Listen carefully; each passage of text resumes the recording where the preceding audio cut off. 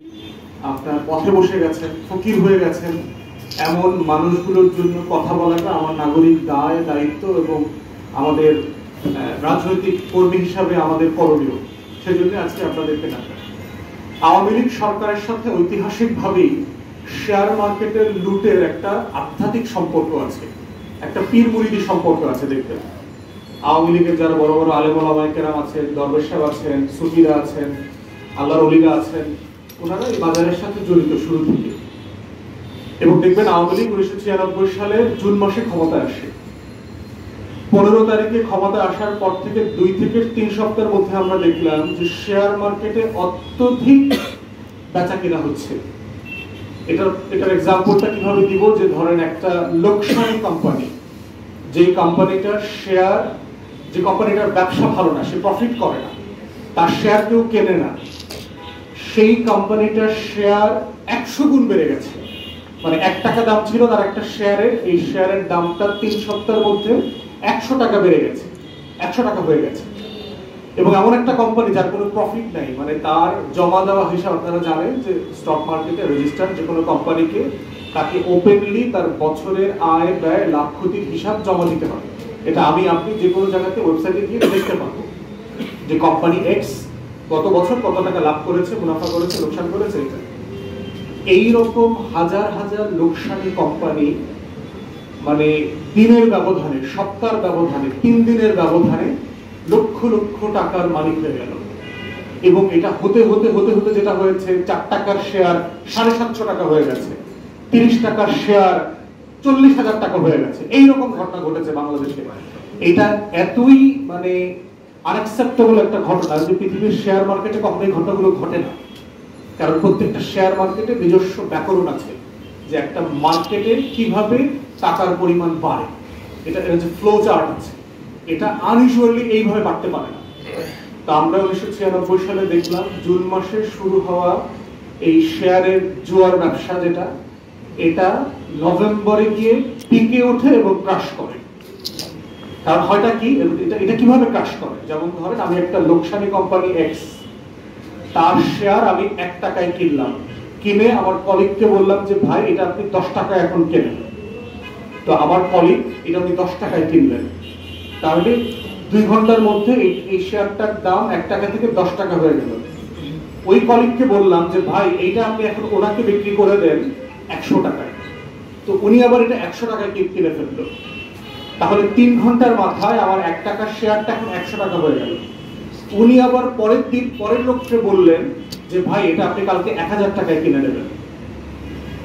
কিন্তু এটা তো ইউজুয়াল না, এবং এটা কিন্তু আমরা সবাই আমরা ওই যে চোর বাটপারের বিজ্ঞাপন দেখছেন না, আমরা সব কিন্তু আমরা এই ফলস কোম্পানি দিয়ে, ফলস ব্যক্তিদেরকে দিয়ে এই শেয়ারগুলো ম্যানিপুলেট করানো হয়, কেনা হয়।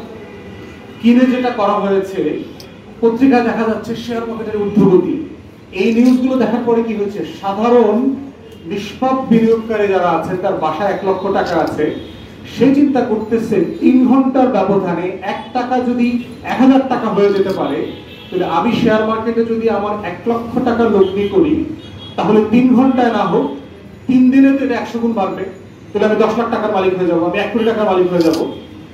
তখন যেটা হয়, এই খবরের ভিত্তিতে সারা দেশের ক্ষুদ্র বিনিয়োগকারী মানুষগুলো তার 20,000 টাকা, তার 50,000 টাকা, তার ছেলের স্কুলের বেতন, তার বাসা ভাড়ার 2 মাসের টাকা, তার ওই বেড়াতে যাবে বাংলাদেশের চিরঙে কুয়াকাটাতে, ওটার জন্য 30,000 টাকা সেভ করে রেখেছে, ছেলের স্কুলের বেতন দেবে, বেতনের টাকা সেভ করে রেখেছে।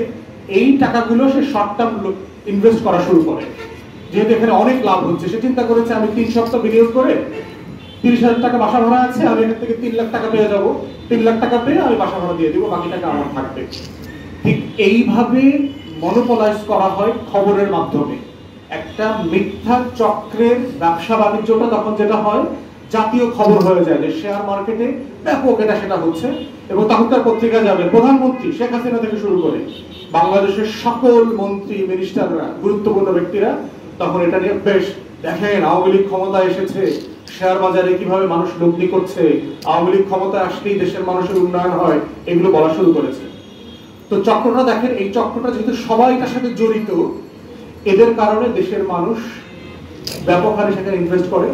করতে করতে করতে করতে যেটা হয়েছে, নভেম্বর মাসে এসে এই যে টাকাগুলো আমার কোম্পানিতে, এই টাকাগুলো তো ধরেন এক্স কোম্পানির অ্যাকাউন্টে জমা হয়েছে। 1 টাকা শেয়ার 10 টাকা, 10 টাকা শেয়ার 100 টাকা, 100 টাকা শেয়ার 10,000 টাকা, 10,000 টাকা শেয়ার 1 লাখ টাকা, এগুলো তো আমার এক্স কোম্পানিতে আমার জমা হয়েছে। তো জমা হয়ে যেটা হয়েছে, আমি একটা লস কোম্পানিতে 4 মাসের ব্যবধানে আমার এখানে 40 কোটি টাকা জমা হয়ে গেছে এই এক্স কোম্পানিতে। আমি তখন আমার অ্যাকাউন্টেন্টকে বললাম টাকাটা তুলে ফেলো।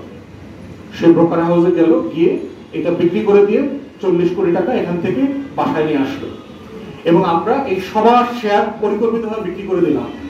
তো বিক্রি করে দেওয়ার মাধ্যমে যেটা হয়েছে, যারা এই যে আমরা সবাই শেয়ার কিনেছিলাম, বিক্রি করেছিলাম, কিনেছি বিক্রি করেছি, এই প্লেয়াররা এখন মার্কেটে আর নাই। তাহলে এই পুঁজিবাজারে শেয়ারটা কিনবার এবং বিক্রি করবার বাজারে খদ্দের নাই, মাল নিয়েও কেউ যাচ্ছে না, মালটা কেউ সন্তুষ্ট হবে, তাও রমজান মাস।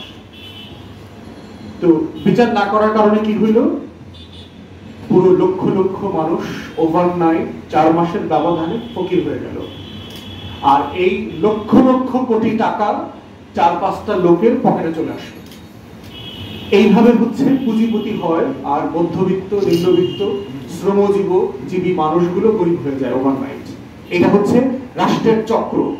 দেশের বাইরেও আমরা দেখেছি, শেয়ার মার্কেটকে মোটামুটি সবাই জুয়ারি হিসেবে দেখে, কিন্তু রাষ্ট্র বিভিন্ন প্রতিষ্ঠানকে দিয়ে এই শেয়ার মার্কেটটাকে মনিটর করে, সিরিয়াসলি মনিটর করে। রাষ্ট্র এখানে প্রতিপক্ষের মতো আচরণ করে, পুঁজি যারা বিনিয়োগ করেছে তাদের পক্ষ হয়ে, মার্কেটের এগেইনস্টে। কিন্তু বাংলাদেশে যেটা দেখলাম, যে এই রাষ্ট্রই হইলো জুয়া খেলে, এই রাষ্ট্রের হত্যাকর্তারাই হলো বড় বড় জুয়ারি। এই রাষ্ট্রের এমপি, মন্ত্রী, মিনিস্টার, অ্যাডভাইজার, এদের কোম্পানিগুলোই হলো সবচেয়ে বড় জুয়ারি এখানে। তো রাষ্ট্রের কর্তা ব্যক্তিরা যখন জুয়ারি হবে, তখন আবার 33-34 লক্ষ 35 লক্ষ ক্ষুদ্র বিনিয়োগকারীর জন্য কথা কে বলবে, বিচার কে করবে? আমরা হকা করবো হয়তো, আপনারা হয়তো কয়দিন প্রচার করবেন, মানুষ এখন বিচারও চায় না। দেখেছেন 1 লক্ষ কোটি টাকা হারায় ফেলছে, 11 বিলিয়ন ডলার হারায় ফেলছে 1.5 মাসে। কোনো মিছিল হয়েছে দেখছেন? কোথাও প্রতিবাদ হয়েছে? ক্লান্ত হয়ে গেছে মানুষ। এই রাষ্ট্রের চুরি বাটপারের বিরুদ্ধে মানুষ প্রতিবাদ করতে করতে, কথা বলতে বলতে ক্লান্ত হয়ে গেছে।